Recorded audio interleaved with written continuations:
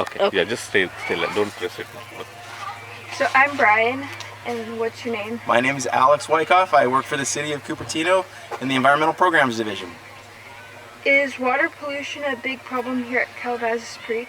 It is. Water pollution is a big problem throughout the valley. Calabasas Creek is one of our seasonal creeks, so it doesn't typically have water in it unless we're in the rainy season. But one of the big issues that we're facing, and one of the reasons why we're all down here today, is for litter cleanup. So litter is probably one of the big #1 pollutants that we can all see. There are many other pollutants that we can't see. One of them is, I'm standing on them, and that's sediment. So sediment's like soil, but very fine, that comes off of the land up above.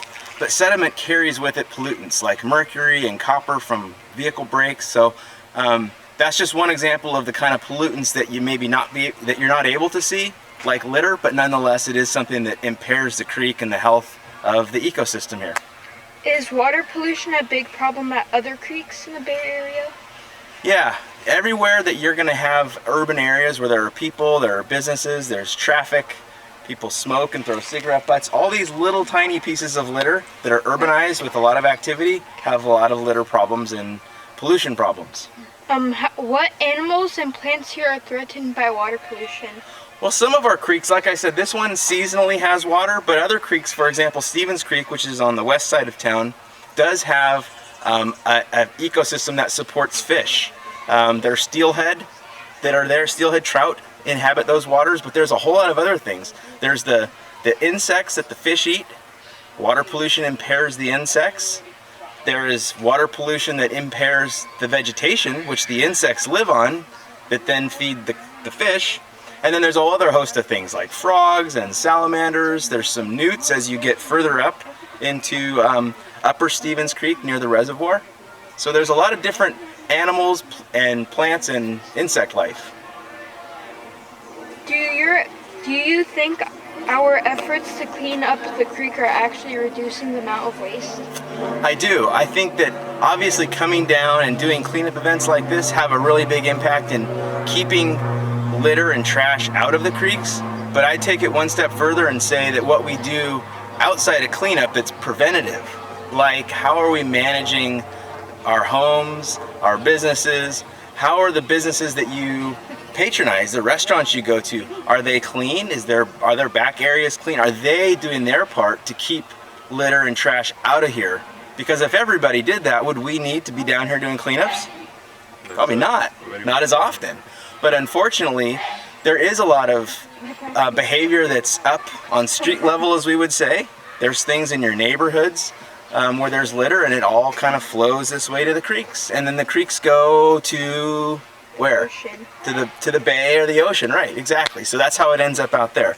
So yes, these events help, but just as much as we're doing our efforts down here to do cleanups, we also, the city and other groups, yourselves included at your schools, can do a whole lot about prevention. And that's kind of where our message is all about prevention. Do you think water pollution is a big problem worldwide? I haven't traveled all over the world, but I have been to places where I think there is water pollution. I was in Iceland, if you know where that's at. There's not a lot of people in Iceland, and I went backpacking, and I found litter when I was backpacking in Iceland. And that's a very sparsely populated country. I think that island only has about 300,000 people. That's, Sunnyvale is about 150, so think about a whole country twice as big as Sunnyvale as far as population, and I find litter there, out in the outback country.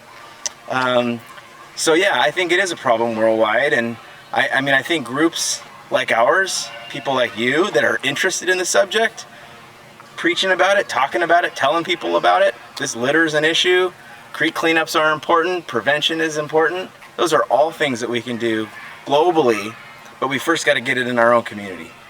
Do you think humans are making a monumental blunder by dumping several tons of waste into the ocean? Yes, I do. I could probably talk a lot about that. I'm trying to think about how I can give you a concise answer. But I think part of it is that people don't necessarily know that their actions contribute to the pollution in the ocean. We are probably about 40 miles as the crow flies from the Pacific Ocean. But it's very clear when you start thinking about creeks and how water flows to different like the San Francisco Bay, for example, or if you're on the other side of the hill, that's going to flow directly out to the Pacific Ocean. We think, well, I'm in Cupertino. I'm far from the ocean. How could what I do impair the ocean? But it does, because we've got a system of creeks that are designed for flood control, and they do a great job because they keep our homes safe. But at the same time, that flood control is a tremendous conveyance for trash. So the creek was designed with great intentions for flood control to protect property, but it also works against us because it takes trash and brings it out to the oceans. Around 100,000 sea animals die every year from water pollution. Does this concern you, and should others be concerned?